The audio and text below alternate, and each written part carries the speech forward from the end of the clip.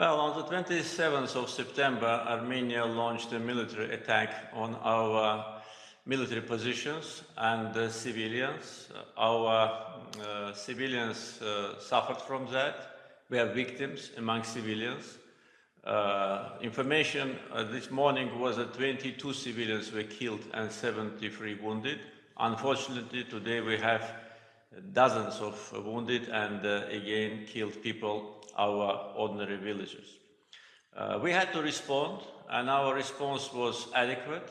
We launched a counterattack, and as a result of this counterattack, we managed to suppress the firing positions of Armenia, which are situated on the occupied territories of Azerbaijan. We managed to liberate some of the territories, several villages, and today we liberated the city of Jabrail, which was under Armenian occupation for 27 years. Our successful military operation continues, and we are fully determined to liberate our land and to restore our territorial integrity. Well, I don't think that things is going out of control. It is under control of Azerbaijani army.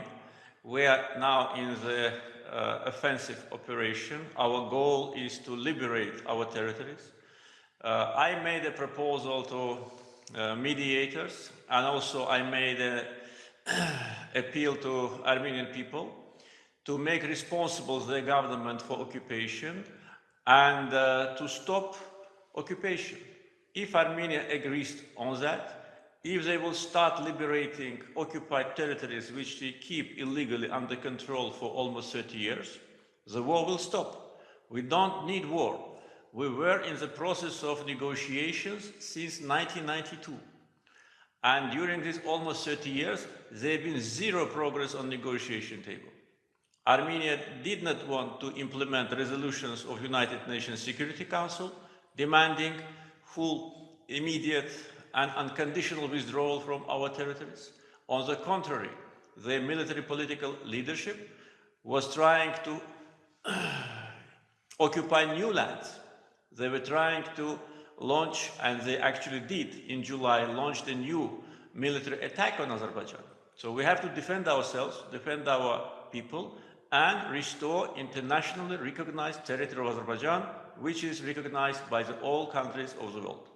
Armenia is brutally violating the Geneva Convention, not only by using heavy artillery to bomb our cities and villages, but also providing illegal resettlement of foreigners on the occupied territories. We want our territories to be liberated.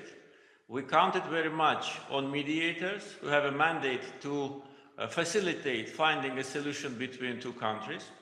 But instead of showing constructive approach on the negotiation table, Armenia launched a military attack on us in July, and we gave them adequate response.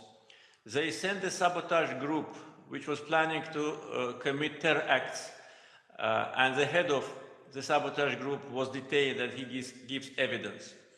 And in September, they launched artillery bombardment on our villages and cities, and more than 500 houses of ordinary Azerbaijanis who live close to the area of the conflict have been completely demolished or damaged. Therefore, Armenia must stop these aggressive actions. They must commit to withdrawal of their troops from our territory. They must give us a timetable of withdrawal from occupied territories. Their prime minister, who said that Karabakh is Armenia, should now say that Karabakh is not Armenia. And after that, of course, we will be ready to put an end to hostility and to restore the ceasefire regime. I agree. I also think the solution is through negotiations, but negotiations must have the substance. Armenia saying that Karabakh is Armenia, actually, the Prime Minister said that, actually they destroy the principles on which the solution should be found. because OSCE Minsk Group, whose co-chairs are Russia, United States, and France, they have elaborated for years during negotiations the principles of settlement. And the first step in order to achieve the sustainable peace in our region is liberation of occupied territories. And when Armenian Prime Minister, who came to power as a result of the coup d'etat 2 years ago, as a result of so-called revolution, which was sponsored by George Soros, when he said that Karabakh is Armenia, he destroys the negotiation substance. There is nothing to talk about. Therefore, Prime Minister, who is in charge in Armenia, he must think very seriously about his destructive behavior, about his actions which led to a military clash. We've been in the process of negotiations for 28 years, and I had an experience in negotiation with the two former presidents of Armenia, and we were working in a more or less acceptable manner in order to find solution. We were making small steps, but we were making steps. We were elaborating jointly with the mediators the principles which should be the basis for settlement. And there were 2 years ago a person from the street who had no experience in political life, who in his whole life was not even a head of a small company, who has no idea about geopolitics, who has no idea about international relations, who comes and he starts to destroy his own country, and now Armenia is in crisis. He puts to prison the head of the major political party. He launches criminal investigation against 2 former presidents with whom I, in different periods, worked on negotiation. He established completely despotic regime and destroys negotiation table. And what we should do? He makes insultive statements against Azerbaijanis. He makes provocative steps. And actually, the mediators themselves, they were very embarrassed with this strange, to put it mildly, behavior. He destroys negotiation process.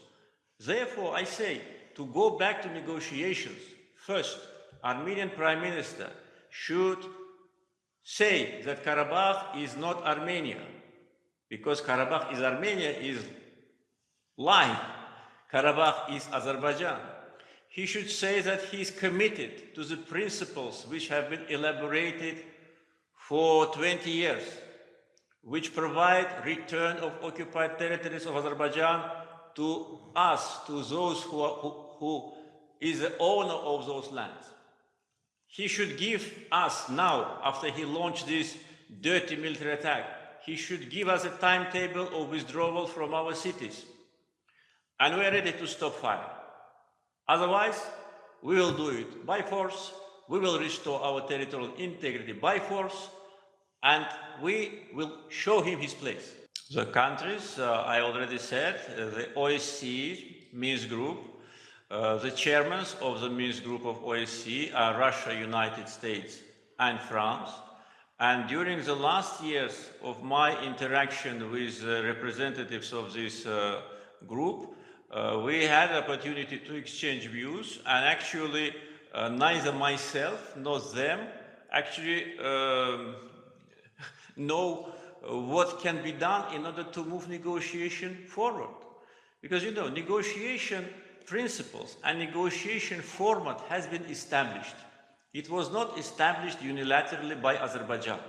It was proposed by the mediators and accepted by 2 countries, by Azerbaijan and Armenia.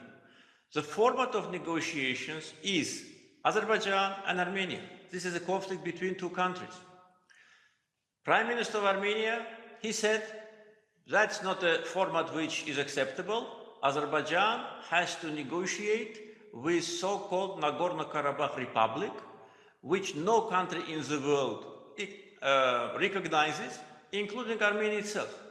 So that was a deliberate act in order to disrupt negotiations, because he knew that neither we nor mediators will accept it. And mediators, Russia, United States, and France rejected this. Then he said that Karabakh is Armenia, which none of his predecessors did before. None of them, because it means end of negotiations. Because the substance of negotiations is to return the territory to Azerbaijan by peaceful means through negotiations, and then to provide the normal coexistence between Azerbaijani and Armenian community in Nagorno-Karabakh. Because before the war, before Armenia occupied our territories, 25% of the population of Nagorno-Karabakh were Azerbaijanis. But today, not only Nagorno-Karabakh is occupied, but 7 districts surrounding Nagorno-Karabakh where Armenian population did not exist, but where there have been more than 700,000 Azerbaijanis. All of them are expelled, all their houses are destroyed, all our historical monuments, including our mosques, are destroyed by Armenian barbarians. And now when we were coming closer to making a progress, there is a change in government in Armenia. The new people, the new team has absolutely nothing to do with politics, comes to power, makes these destructive statements and actions, launches military aggression on us. What we were supposed to do? We have to defend ourselves. That's what we do, and we'll do it until our territorial integrity is restored. We rejected completely. I had received 2 phone calls from French president during this last 10 days, last week. And I told him that give us evidence. There is not a single evidence of so-called Syrian fighters on our territory. I asked him when he called me on the 27th of September, and since that time, I don't have any evidence. If they have this evidence, why they did not provide it to us? Then, when he called me a couple of days ago, he raised this issue again. He said that they have intelligence information. I said, share it with us. It's not appropriate to accuse a country without providing any evidence and proof. And today, I don't have any single evidence from France about this unacceptable accusation. There is no foreign fighters on Azerbaijani soil. And I told French president that our army is almost 100,000 people. What we do now on the battlefield is showed in internet. Everybody can see how our modern drones destroy Armenian tanks and anti-air systems. Our army is liberating one village after another. Our flag is being raised on the territories which have been under occupation for so many years. So these accusations are absolutely groundless. Another thing which I can tell you is that Armenians made another fake news, as if Turkish F-16 shot down Armenian Su-25. And that was fake news. That fake news was introduced into the media. Politicians, European politicians, started to exploit this fake information. And now, when it is proven that it didn't happen, no one even apologized. I demand apology from those who accuse us. I demand them to be responsible, to control what they say. We are not a country which will tolerate accusation. We are not a country which will tolerate insult. If we start saying what we think, I think there'll be a lot of turbulence in those countries. They should leave Azerbaijan alone. They should leave the region alone. We here on our land is occupied. If France wants self-determination for Nagorno-Karabakh, let them give city of Marseille, which is almost half inhabited by Armenians, and let them announce Nagorno-Karabakh Republic, and let them give them independence. Let's give independence to Corsica. Let's give independence to Basques. Why they demand independence for Nagorno-Karabakh from us? What right do they have to demand it from us? They should stop these accusations. They should stop attacking Azerbaijan and damaging our image. And if we will start talk about mercenaries and terrorists, I think those who accuse us will find themselves in a very embarrassing position. They better look to the mirror first before accusing us. No, this is wrong. No, there is no proxy war. Azerbaijan is an independent country. Our independence is recognized by the whole international community. Azerbaijan has a very strong position on international arena. I can only give you two examples of our achievements. Several years ago, with the support of 155 countries, Azerbaijan was elected to United Nations Security Council. That's because of our independent policy and because of our country being a very responsible member of international community. This year, we had a summit of non-aligned movement in Baku with the participation of 120 countries. And Azerbaijan assumed chairmanship in non-aligned movement. Unanimous decision of 120 countries were to award Azerbaijan with this honorable duty. Proxy country can't get this support. Proxy countries, they are miserable. No one respects them. No one pays attention to them. Today, Azerbaijani word is important for the world. Today, without Azerbaijan, no project in the region, political, economic, energy, transportation, can be achieved. And those who tell us proxy, they are proxies themselves. Let them look to the mirror. They are used to look to the countries from top to the down. We are not in that position. We defend our dignity. We defend our independence. No country in the world has a right to interfere into our affairs, and they should understand it. It is in the interest of Azerbaijan to restore its territorial integrity. Million people of Azerbaijan are waiting for the time to go back to their native land, and we, the government, will provide it. We will return our people to their homeland. We will restore our cities, restore our villages. We will raise the flag of Azerbaijan on all the occupied territories. I hear a lot about there is no military solution to the conflict. First, I do not agree with that.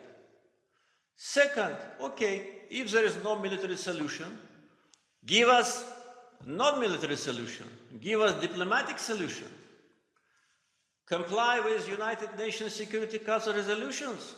They were adopted by the highest international body of the world. And those resolutions demand withdrawal of Armenian troops without any conditions from occupied territories. And we've been in negotiations since 1992. And during these 28 years, have there been any diplomatic solution? Did mediators or other international organizations provide us with a political solution? No. They made this conflict frozen, but it is not frozen. So how long we are going to wait? Another 30 years? How long Armenians will continue to sit on our land and not allow our people to go back to their homes? If international community cannot provide implementation of international resolutions, Azerbaijan will do it itself. That's what's happening. And once again, I tell all those who want to facilitate, and also Armenian leadership, it's not until it's too late. Stop occupation now. Make a statement that you accept principles of the settlement, you accept territorial integrity of Azerbaijan, you give us a timetable for withdrawal from all occupied territories, and Prime Minister of Armenia, who on Azerbaijani territory said that Karabakh is Armenia, should apologize in front of Azerbaijani people, and he should say Karabakh is not Armenia, and then we will stop. You know, a couple of days ago, I visited the wounded Azerbaijani soldiers who suffered from Armenian attack. And speaking to them, I made an appeal to Armenian people. And I understood that for them, what I was saying was not something very common. That's not probably the only thing which they wanted to hear, because they were almost killed by Armenians. And sitting in front of them and expressing my gratitude to them, to their parents, that they grew such heroes for us, I said, my appeal is also to Armenian people. Make responsible your government for what it has done. Don't send your children to Azerbaijan. Don't send your children to occupied territories. Today, 90% of so-called Nagorno-Karabakh army consists of Armenian citizens. Stop this occupation, leave Azerbaijani territory, live on your own land, and we will then have peace. We will again try to restore normal relations which Azerbaijani and Armenian people had before. We will try, it will be not easy, but we will try to be neighbors, to live side by side. That is my, word to Armenian people. To Armenian government, I have nothing to say. I just already said what they have to do. If they want ceasefire, I already said. Apologize in front of us, give us a timetable of withdrawal, not just words that you stop it and we will negotiate. It will not work. Timetable, day 1, day 2, day 3, when they liberate which territory. And Prime Minister of Armenia, who insulted the feelings of Azerbaijanis, dancing on our sacred land of Shusha with his gang and saying that Karabakh is Armenia, should apologize and say that Karabakh is not Armenia. That's my word.